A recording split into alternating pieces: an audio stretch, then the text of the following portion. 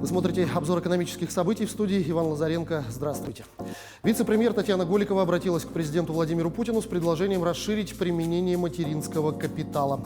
По ее словам, следует скорректировать сроки использования средств на строительство и реконструкцию жилья, разрешить вкладывать маткапитал в это сразу после рождения малыша. Сейчас делать это можно только спустя 3 года. Помимо этого, Голикова предложила разрешить использовать средства на образование, которые оказывают индивидуальные предприниматели с соответствующими лицензиями. Чаще всего в этой форме действуют детские сады. С момента запуска программы материнский капитал в России получили около 11 миллионов семей. Почти 2/3 из них направили субсидию на улучшение жилищных условий. Возможность использовать материнский капитал на более широкие цели обсуждается давно и вполне справедливо. Ограничение семей в использовании средств часто оборачивается для этих семей проблемой, толкая их на не совсем приемлемые, а порой незаконные способы по использованию денег, отмечают эксперты.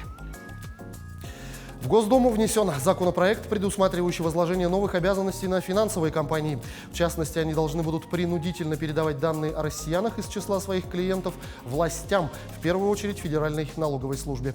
Организации финансового рынка будут нести ответственность за непредоставление финансовой информации о клиенте, а также за непредоставление клиентам данных о самом себе, либо о предоставлении им ложных сведений. В качестве ответственности предусмотрены штрафы от 20 до 300 тысяч рублей. Минимальное наказание будет полагаться за предоставление недостоверной или неполной информации самим клиентам, а максимальное за нарушение сроков предоставления данных. Банк России создаст прототип цифрового рубля к концу этого года. Цифровой рубль представляет собой специальный код, который хранится в электронном кошельке. Как и безналичные деньги, он делает возможными дистанционные платежи и расчеты онлайн. Кроме того, им можно пользоваться в офлайн-режиме при отсутствии доступа к интернету. Подобно наличным и безналичным рублям, валюта будет выполнять все 3 функции денег: средства платежа, мера стоимости и средства сбережения. Как считают в Банке России, цифровая валюта сможет сделать платежи быстрее, проще и безопаснее. Цифровой рубль может стать дополнительным средством расчета как для покупателей, так и продавцов, в том числе на отдаленных и малонаселенных территориях, где доступ к финансовой инфраструктуре ограничен. Ипотечными каникулами в России воспользовались около 2 миллионов граждан с начала пандемии. По словам представителей Центробанка, данный уровень означает, что установленные законом каникулы подтолкнули финансовый сектор предлагать собственные программы реструктуризации. Граждане, попавшие в сложную жизненную ситуацию, получили возможность перенести свои выплаты. В стране не возникло вала неплатежей по кредитам.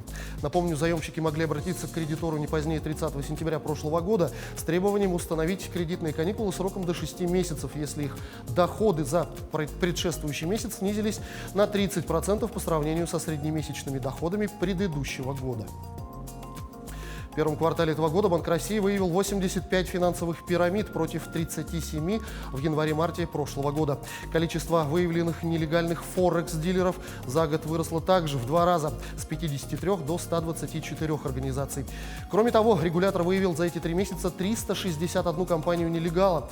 Количество обнаруженных нелегальных кредиторов, наоборот, сократилось почти в 2 раза, с 254 до 144. К этому часу пока все. Будьте в курсе экономических событий на Якутия-24.